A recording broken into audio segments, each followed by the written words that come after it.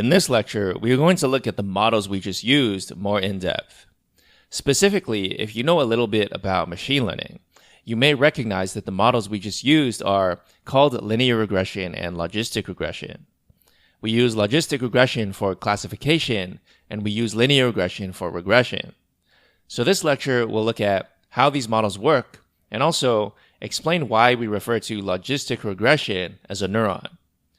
Just to remind you of the high-level picture here, deep learning is the study of neural networks, and neural networks are networks of neurons. So you can think of these as the basic fundamental unit of computation in deep learning.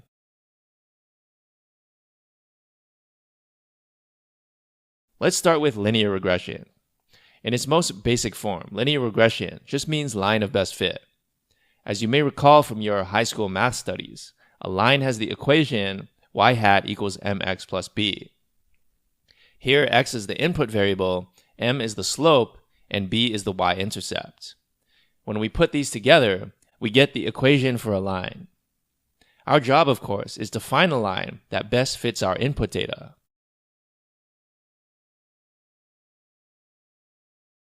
To give you a simple example of how we would use linear regression, let's suppose we are trying to predict your salary based on how many years of experience you have. So in this case, x would be the number of years of experience and y would be your salary. Now you might be wondering, what is the interpretation of the slope and y-intercept in this scenario? Well, let's try to play around with this equation a little bit and see what happens. We know that b, the y-intercept, is the value of y hat when x equals 0. So in other words, if you have 0 years of experience, this would be your salary, b. If x equals 1, that means you have 1 year of experience, and then your salary would be m plus b. If x equals 2, that means you have 2 years of experience, and then your salary would be 2m plus b. In other words, m is the increase in salary that you get for each additional year of experience.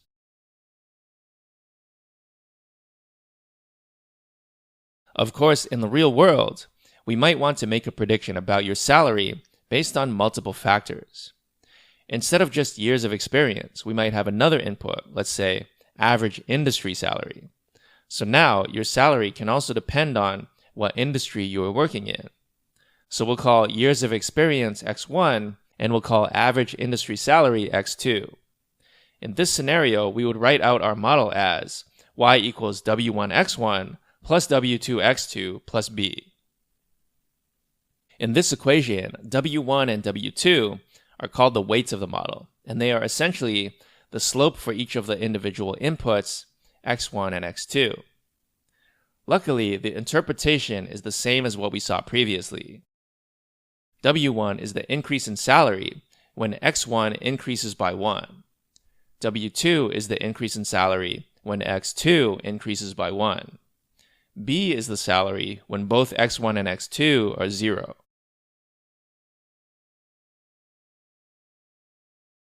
Another way to think of the weights is that they tell us how important each input is to predicting the output. Imagine the extreme scenario where we have some w sub I equals 0. In this case, it doesn't matter how much we increase or decrease x sub I, the output will not change at all. So in other words, x sub I has no influence on the output. That's another way of saying x sub I is irrelevant. Now imagine that w sub I is very large in magnitude. Note that it can be either very positive or very negative. This means that x sub I has a large influence on the output, because a small increase in x sub I leads to a large increase in the output. That's just another way of saying that this input feature is very important. Also, the sign of w sub I controls the direction of the influence. If w sub I is very positive, then an increase in x sub I will lead to a large increase in the output. If w sub I is very negative, then an increase in x sub I will lead to a large decrease in the output.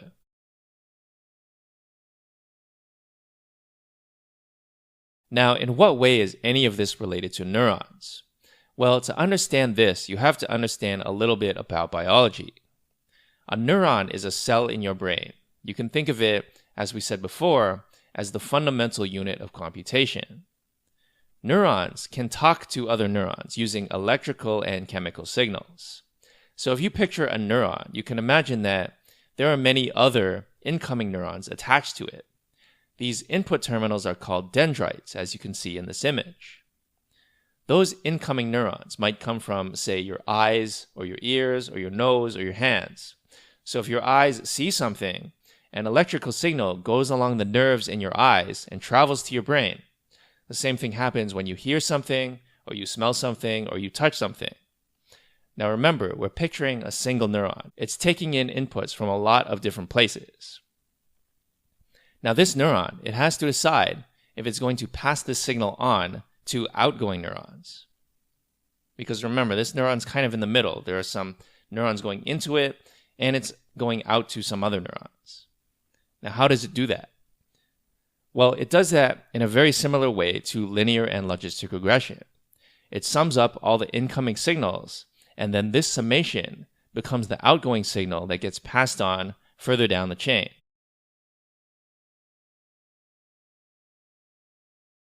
The next thing you have to know is that not all neuron connections are created equal. Some connections are strong while others are weak. Some connections excite the receiving neuron, while other connections inhibit the receiving neuron. This is just like the weights of a regression model. A large weight, either positive or negative, has a strong influence on the output. That's a strong connection. A small or nearly zero weight has only a weak influence on the output, so that's a weak connection. A positive weight influences the output in the positive direction, so that's like an excitatory neuron. And a negative weight influences the output in the negative direction, so that's like an inhibitory neuron.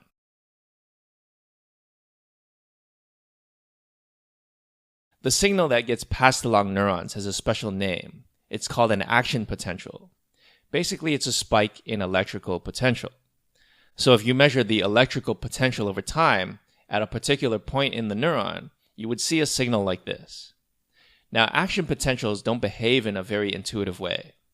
In particular, you can think of them as binary outcomes, just like logistic regression.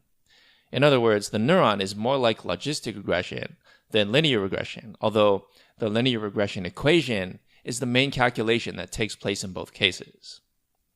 So here's how the action potential works. Basically, we're going to sum up all the influences from all the incoming neurons.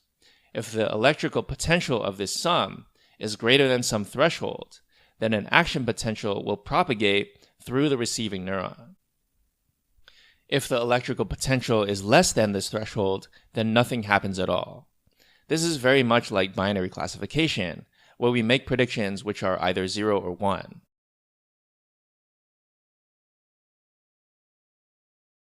In biology, we call this the all or nothing principle. Either an action potential fires or it doesn't. As you can see here, when the stimulus is too weak, there's only a little bump in the response, so those are not action potentials. But once the stimulus reaches a certain threshold, a full action potential spike occurs. So there's no such thing as a spectrum of action potentials, like an action potential of 1 volt, 2 volts, 3 volts, and so forth. Instead, it's just a binary decision. You get a spike or you don't. The incoming signals summed together are strong enough to generate the next action potential, or they will simply be ignored.